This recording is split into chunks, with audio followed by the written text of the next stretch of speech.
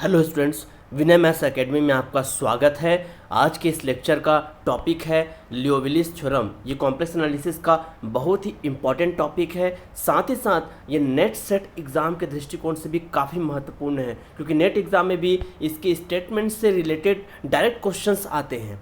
तो चलिए स्टार्ट करते हैं। इसका स्टेटमेंट कहता है, लियोविलिस थ्योरम का स्टेटमेंट कहता है, if F of Z is analytic, कोई फंक्शन एफ ऑफ जेड जो है वो एनालिटिक है for all finite values of small Z and it is bounded for all Z. मतलब फंक्शन जो है जेड के फाइनाइट वैल्यूज के लिए एनालिटिक है, डिफरेंशिएबल है और साथ ही साथ ये बाउंडेड है फॉर ऑल जेड, जो कि कॉम्प्लेक्स प्लेन में बिलोंग करता है। देन तब ये थ्योरम कहता है कि इट इज मतलब इस फंक्शन एफ ऑफ जेड के बारे में बात कर रहे हैं। Then it is a constant function, मतलब फंक्शन तब क्या होगा, कांस्टेंट होगा। मतलब फंक्शन अगर एनालिटिक है और बाउंडेड है तो फंक्शन क्या हो जाएगा, कांस्टेंट हो जाएगा। और करके हम ऐसा भी कह सकते हैं, a bounded entire function is constant. ये हो गया इसका स्टेटमेंट। अब इसका प्रूफ देखते हैं। सबसे पहले रिक्वायर्ड डेफिनेशन, इसको प्रूव करने के लिए जो डेफिनेशन रिक्वायरमेंट है या इसके थ्योरम में जो डेफिनेशन रिक्वायर्ड है उसको हम लिख लेते हैं। एग्जाम में जब भी कोई भी थ्योरम प्रूव करना रहेगा तो सॉल्यूशन में सबसे पहले आप क्या करेंगे, रिक्वायर्ड डेफिनेशन, कम से कम 2 डेफिनेशन रिक्वायर्ड जो रहेगा उसको यहाँ पर लिखेंगे, 2 और अधिकतम 3 डेफिनेशन। जैसे कि इस थ्योरम में क्या क्या डेफिनेशन है, एक है बाउंडेड फंक्शन है, एक है एंटायर फंक्शन है। तो बाउंडेड फंक्शन क्या होता है, a function F of Z is called bounded. कोई फंक्शन बाउंडेड होता है if mod of F of Z less equal capital M. और कैपिटल एम क्या है, कोई एक पॉजिटिव इंटीजर है, कोई पॉजिटिव कांस्टेंट है, कोई पॉजिटिव नंबर है। तो जब mod F of Z less equal होगा कैपिटल एम से, तब वो फंक्शन क्या कहलाता है, बाउंडेड कहलाता है। और करके हम ऐसा भी लिख सकते हैं, वो फंक्शन बाउंडेड कब होगा, जब small M less equal F of Z less equal capital M. मतलब एफ ऑफ जेड की जो वैल्यू है वो किन्हीं 2 वैल्यूज के बीच अगर लाई करती है तब उस फंक्शन को हम बाउंडेड कहते हैं। दूसरा डेफिनेशन जो है entire function, a function F of Z is called entire function if it is differentiable at whole complex plane. पूरे कॉम्प्लेक्स प्लेन के हर एक पॉइंट पर अगर वो डिफरेंशिएबल होता है तब उसे हम एंटायर फंक्शन कहते हैं। पिछले लेक्चर्स में हम देख चुके हैं एनालिटिक फंक्शन क्या होता है। एनालिटिक फंक्शन जो डिफरेंशिएबल होता है at each point of domain, किसी डोमेन के हर एक पॉइंट पर अगर डिफरेंशिएबल हो तो एनालिटिक होता है। लेकिन इसमें अगर पूरे कॉम्प्लेक्स प्लेन में अगर वो डिफरेंशिएबल हो जाए, एनालिटिक हो जाए, तब उसे हम एंटायर फंक्शन कहते हैं। जैसे कि e⁻z, sin z, cos z, ये सब एंटायर फंक्शन के एग्जाम्पल है। तो हमने रिक्वायर्ड डेफिनेशन हमने दे दिया यहाँ पर। अब मेन प्रूफ में आते हैं। मेन प्रूफ में सबसे पहले स्टेटमेंट में क्या क्या माना जाएगा, let F of Z be an entire function. पहले एंटायर फंक्शन हम मान लेते हैं और उसके बाउंडेड भी मानते हैं। बाउंडेड के लिए क्या हो जाएगा, mod F of Z less equal capital M. अब हम क्या करते हैं, 2 हम एक आर्बिट्ररी पॉइंट लेते हैं, let z1 and z2 be 2 arbitrary distinct मतलब 2 अलग अलग पॉइंट लेते हैं, सेम पॉइंट नहीं ले रहे हैं। तो 2 डिस्टिंक्ट पॉइंट लेते हैं, किसमें, जेड प्लेन में। ठीक है, अब ये z1 और z2 2 डिस्टिंक्ट पॉइंट है। अब हम क्या करते हैं, let capital C be a circle. अब एक सर्कल बनाते हैं विथ सेंटर z1 को सेंटर मानकर हम एक सर्कल बनाते हैं। और सर्कल इस तरह से बनाते हैं, रेडियस कैपिटल R रेडियस होना चाहिए, सच दैट कि जो Z2 जो पॉइंट है वो उस सर्कल के अंदर ही बिलोंग करना चाहिए। Z2 is interior to C. Interior to C का मतलब ये है उस सर्कल के भीतर अगर बिलोंग करता है तो Z2 is interior to capital C. अब then Cauchy's integral formula. Cauchy integral formula क्या कहता है, कॉची इंटीग्रल फार्मूला ये कहता है कि एफ ऑफ जेड1 किसी पॉइंट के लिए एफ ऑफ जेड1 क्या हो जाएगा, 1/2 pi iota integral along C F of Z upon Z minus z one. यहाँ पर जेड1 है तो यहाँ पर भी माइनस में क्या आ जाएगा, जेड1 आ जाएगा। This is equation number 1। And f of z two, वैसे ही एफ ऑफ जेड2 इस जेड2 के लिए फंक्शन की वैल्यू क्या हो जाएगी, ये यहाँ पर z minus z two dz। This is equation number 2। हमने 2 डिफरेंट पॉइंट लिया और चूंकि कॉचीज इंटीग्रल फार्मूला का जो कंडीशन है उसको सेटिस्फाइड करता है, फंक्शन जो है वो एनालिटिक है, इस पूरे होल कॉम्प्लेक्स प्लेन में अगर वो एंटायर फंक्शन है, मतलब किसी सर्कल के अंदर भी क्या होगा, एंटायर होगा, एनालिटिक होगा। इसलिए दोनों पॉइंट के लिए कॉचीज इंटीग्रल फार्मूला के रूप में हमने ऐसा लिख दिया है। अब फ्रॉम 1 एंड 2 दोनों इक्वेशन को क्या करेंगे, हम माइनस करते हैं, f of z two minus F of जेड1।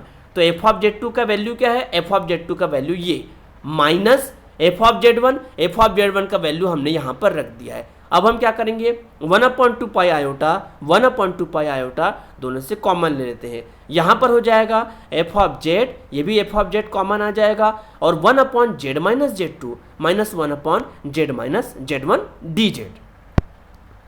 अब आगे ये 1/2 pi iota integral along C F of Z, यहाँ से इसको सॉल्व करेंगे तो z minus Z one minus Z plus Z two upon Z minus Z two Z minus Z one, यहाँ से z और माइनस जेड कैंसिल हो जाएंगे, क्या बचेगा Z two minus Z one upon Z minus Z two Z minus Z one D Z. अब चूंकि z1 और z2 दो हमने एक फिक्स्ड पॉइंट लिया हुआ था, एक पॉइंट लिया हुआ था जो भी पॉइंट, अब जो पॉइंट हमने लिया हुआ है वो उनका माइनस भी क्या होगा, एक फिक्स्ड पॉइंट होगा, तो इस फिक्स्ड पॉइंट जो होगा उसको हम कॉमन ले लेते हैं। ठीक है, अब इंटीग्रल के अंदर क्या बचेगा, F of Z upon Z minus Z two Z minus Z one.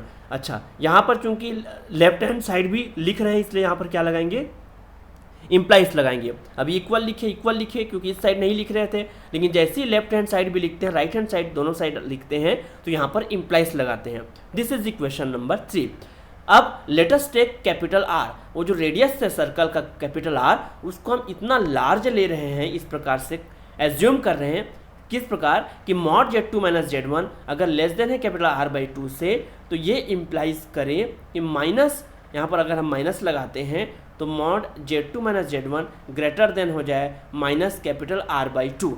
अब ये हमने मान लिया है, कैपिटल आर को इस तरह से लार्ज माना कि mod Z two minus Z one और जेड टू का जो बीच का डिफरेंस है वो आर बाई टू से लेस देन होना चाहिए, ऐसा हम आर को लेकर चल रहे हैं। अब इसे माइनस अप्लाई कर दिए, ये आ गया। अब we have mod Z minus Z one is equal to R, क्योंकि वो सर्कल का जो समीकरण है, जेड वन को हमने सेंटर माना है, आर को रेडियस माना है, तो ये होता है सर्कल का equation. This is equation number 4।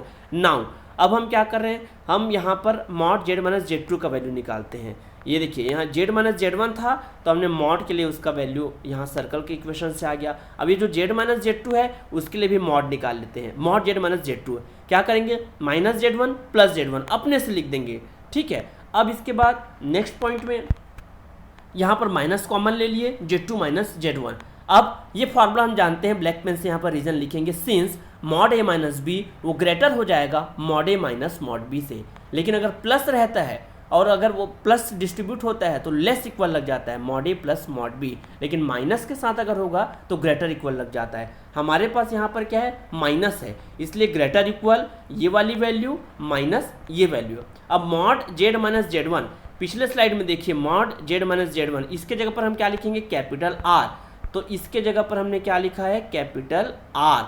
अब इसके जगह पर देखिए minus mod Z two minus Z one, यहाँ पर देख लेंगे कहाँ पर, ये minus mod Z two minus Z one की जगह greater than minus R by two, तो यहाँ पर क्या हो जाएगा, ये जो minus mod Z two minus Z one की जगह पर ग्रेटर इक्वल, ये देखो greater equal minus R by two हमने लिखा। अब R minus R by two क्या हो जाएगा, R by two. This is equation number 5। अब हम वापस इक्वेशन 3 में आते हैं, तो इक्वेशन 3 में हम मॉड लगा दिए दोनों साइड में, ये आ गया। अब यहाँ पर Z two minus Z one में भी मॉड लगेगा, इसको हमने बाहर ले लिया है कांस्टेंट, 2 पाई आयोटा में भी मॉड लग जाएगा, एफ ऑफ जेड में भी मॉड लगेगा, डी जेड में भी मॉड लगेगा, और इन दोनों टर्म्स में भी मॉड लग जाएगा। लेकिन ये जो मॉड है वो इंटीग्रेशन के अंदर जाने के कारण यहाँ पर क्या लग जाता है, लेस इक्वल लग जाता है। अब mod Z two minus Z one, ये हम पहले ही देख चुके हैं पिछले स्लाइड में, mod Z minus Z two greater equal है किससे, कैपिटल आर बाई टू से, और 1 upon mod Z minus Z two यहीं से अगर इसको 1 अपॉन कर दें तो ये ग्रेटर इक्वल क्या हो जाएगा, लेस इक्वल में चेंज हो जाएगा, और आर बाई टू क्या हो जाएगा, 2 बाई आर हो जाएगा। ठीक है, तो इसके जगह पर तो आर बाई टू आ जाएगा पिछले स्लाइड से। मॉड एफ ऑफ जेड, चूंकि बाउंडेड फंक्शन है तो हम देख चुके हैं बाउंडेड फंक्शन में मॉड एफ ऑफ जेड क्या हुआ, लेस इक्वल कैपिटल एम हो जाएगा।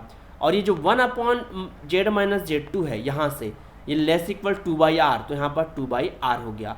और ये जो mod Z minus Z one है सर्कल के समीकरण से कैपिटल आर हो जाएगा, इस तरह से।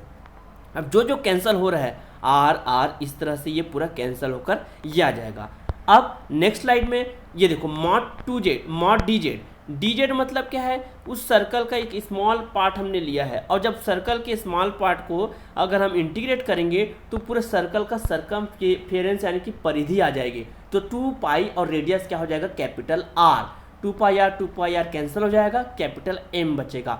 अब हम क्या करते हैं, taking capital M is equal to epsilon. हम M को क्या मानकर चलते हैं, एप्सिलॉन मानकर चलते हैं, और एप्सिलॉन टेंडिंग टू जीरो। तो एप्सिलॉन टेंडिंग टू जीरो करेंगे तो एप्सिलॉन की जगह पर हम क्या लिख रहे हैं, जीरो, और ये लेस इक्वल हो गया।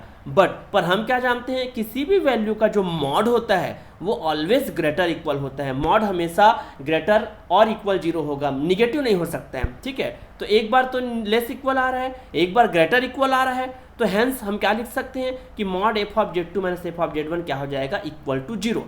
अब किसी वैल्यू का मॉड अगर जीरो है मतलब वैल्यू खुद क्या होगी, जीरो होगी, क्योंकि जीरो का मॉड ही जीरो हो सकता है और किसी का मॉड जीरो नहीं हो सकता है। तो यहाँ पर F of Z two is equal to F of Z one. अब देखिए, सिंस Z1 और Z2 हमने आर्बिट्रेरी लिया था, दो डिस्टिंक्ट पॉइंट हमने लिया हुआ था, लेकिन अलग अलग पॉइंट लेने के बाद भी उनका जो फंक्शन की वैल्यू है f of Z2 f of Z1 दोनों क्या आ गई, सेम आ गई। इसी तरह से अगर हम कोई भी दो पॉइंट लेंगे, हर बार उन दोनों की फंक्शन की वैल्यू सेम आ रही है, मतलब f ऑफ Z क्या है, कांस्टेंट फंक्शन है, हर बार उनकी वैल्यू सेम आ रही है, मतलब एक ही वैल्यू आ रही है, तो फंक्शन क्या हो गया, कांस्टेंट हो गया। और यही जो है ये थ्योरम कहता है कि फंक्शन अगर एंटायर फंक्शन हो और फंक्शन अगर बाउंडेड हो तो बाउंडेड एंटायर फंक्शन क्या हो जाता है, कांस्टेंट हो जाता है। तो आज का थ्योरम में, आज के लेक्चर में इतना ही। Thank you.